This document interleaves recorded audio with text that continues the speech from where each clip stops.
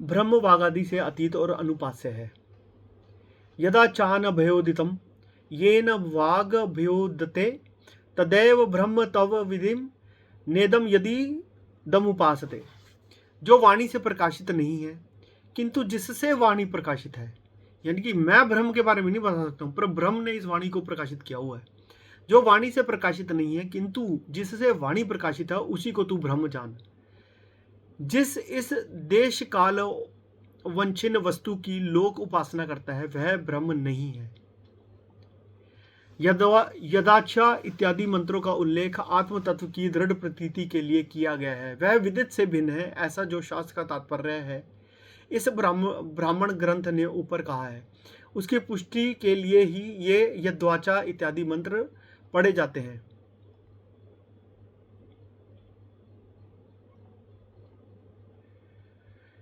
जो ब्रह्म वाणी से अर्थात शब्द से अनभ्युदित अनुक्त अर्थात अप्रकाशित है और जिससे वाणी अभ्युदित होती है, ऐसा कहकर उसे वाणी के प्रकाश का हेतु बतलाया है।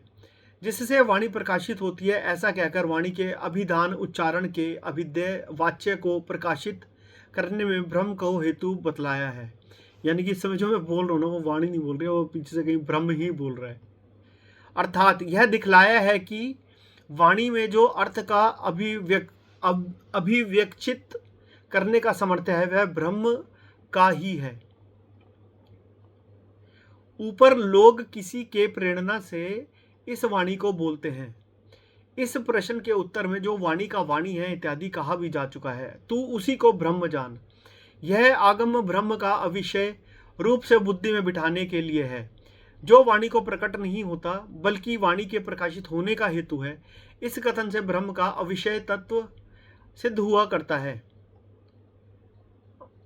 शास्त्र पुरुष को अन्य वस्तु के ग्रहण करने की इच्छा से निवृत्त करके अपने आत्म स्वरूप में ही जोड़ता है और उसी को ब्रह्म जान।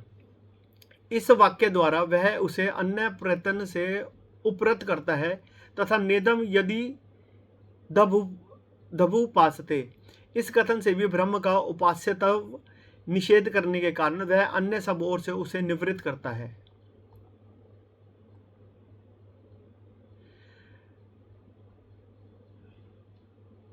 यन मनसा न मनुते येनाहुर्मनो मतम तदेव ब्रह्म तव विधि नेदम यदि दमुपासते। जो मन से मनन नहीं किया जा सकता बल्कि जिससे मन मनन किया हुआ कहा जाता है, उसी को तू ब्रह्म मान। जिस प्रकार देश काल वंचिन्न हो वस्तु की लोक उपासना करता है वह ब्रह्म नहीं है। यन मनसा इत्यादि श्रुतियों का तात्पर्य समान ही है। मन मनन किया जाता है अर्थात जिस नित्य विज्ञान स्वरूप ब्रह्म द्वारा मन भी विषय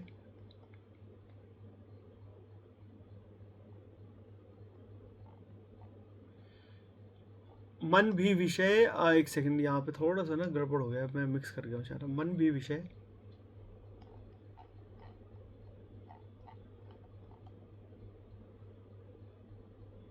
यच चक्षुषा न पश्यति येन चक्षुषी पश्यति तदेव ब्रह्म त्वम विधि नेद यदि दमुपासते। जिसे कोई नेत्र से नहीं देखता बल्कि जिसकी सहायता से नेत्र अपने विषयों को देखते हैं, उसी को तू ब्रह्म जान। जिस इस देश कालवच्छिन्न वस्तु की लोक उपासना करता है वह ब्रह्म नहीं है। तो अब यहाँ पे एक और बीच में श्लोक आ गया है और दोबारा से पढ़ता हूँ। यन मनसा इत्यादि श्रुतियों का तात्पर्य समान ही है। मन मनन किया जाता है अर्थात जिस नित्य विज्ञान स्वरूप ब्रह्म द्वारा मन भी विषय किया जाता है, जो सब इंद्रियों का अविषय है और नित्य विज्ञान स्वरूप से अवभाषित होने के कारण जिससे वे